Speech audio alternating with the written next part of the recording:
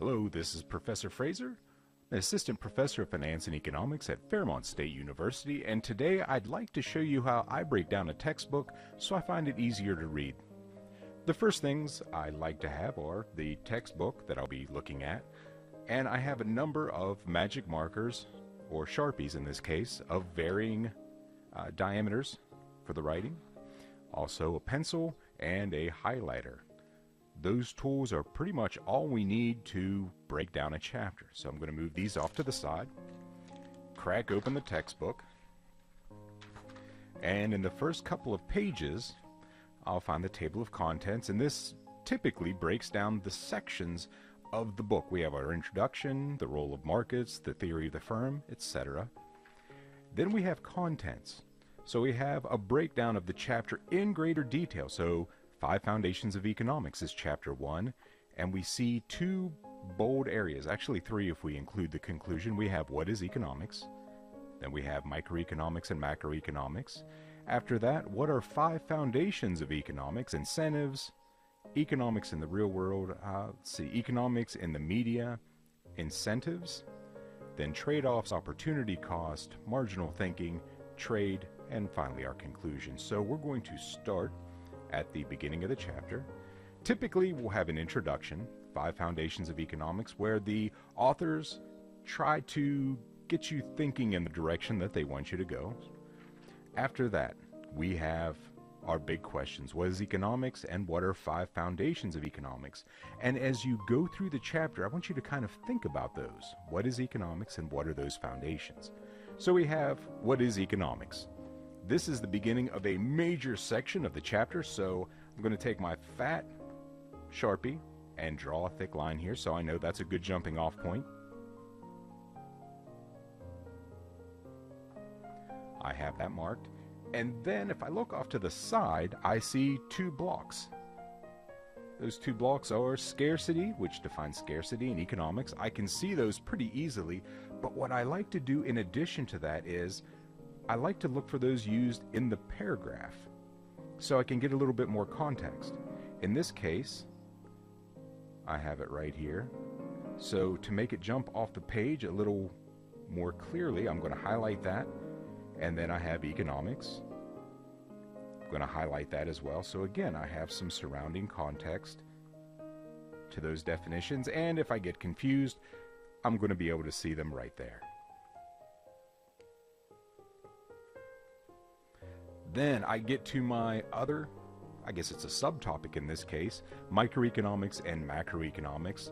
Because this is not quite as brightly bolded or as bold, I'm just going to use my thinner marker to mark that off.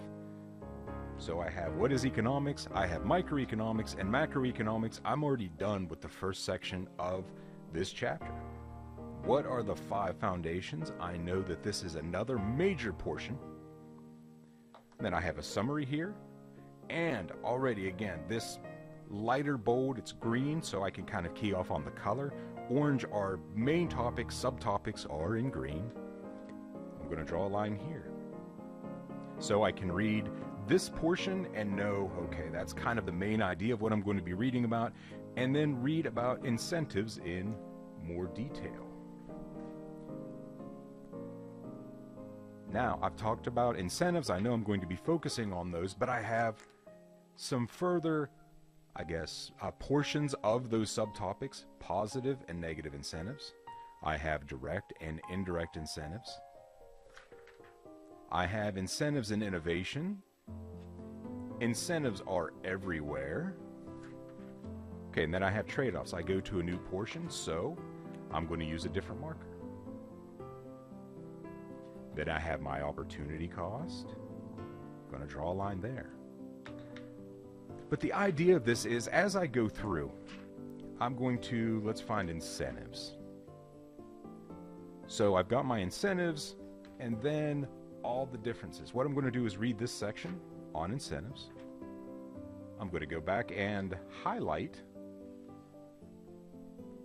I'm going to find my keyword incentives, and I'm going to highlight where that is within the paragraph. Actually, it's starting over here.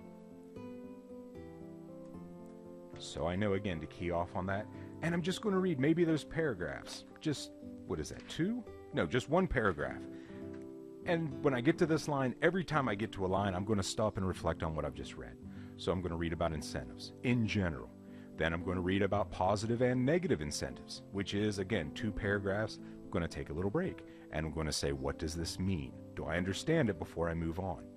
So if you break your book down into these little portions, just of a few paragraphs, not even the size of a short story, we'll say about the size of a quick anecdote, it's way easier to retain. You can get that information and kind of lock it away, ponder it a little bit, and move on. So we have opportunity cost, then we've got marginal thinking. We're going to take a break after we get to this line. And then we have some more definitions or key terms: economic thinking, marginal thinking. Highlight economic thinking within the context of the paragraph, and marginal thinking in the context of the paragraph. A lot of times it's easier to kind of read them in context because it rolls a lot more smoothly than stopping everything and going and looking at more of the, I guess, dictionary type of definition. Sometimes those are a little harder to follow when you're just reading them without anything else around them. So I go on and I have trade, which I know is another subtopic, and then the circular flow. Where does that fit in? What is the circular flow? Again, that I would highlight and move on. Trade creates value. Another portion, and I'm already to my conclusion. So if I break this up into little portions, not only is it easier for me to understand, but it goes much quicker too. You're just looking for that next line, and in most of the time, you can see where it is.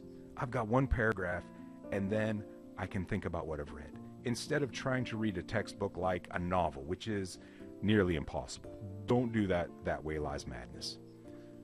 And that's how I break down a book before I even start to try to read it. So if you have any questions, my email will be at the end of this video. Have a great day. We'll see you in class.